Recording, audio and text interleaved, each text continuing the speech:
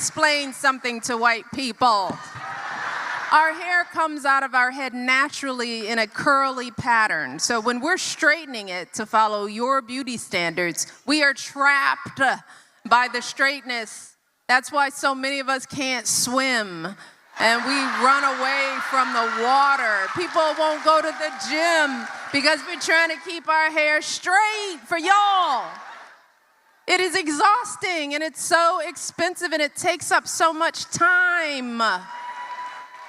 Braids are for y'all so we can work harder and focus on the work. So why do we need an act, an act of law to tell white folks to get out of our hair? Don't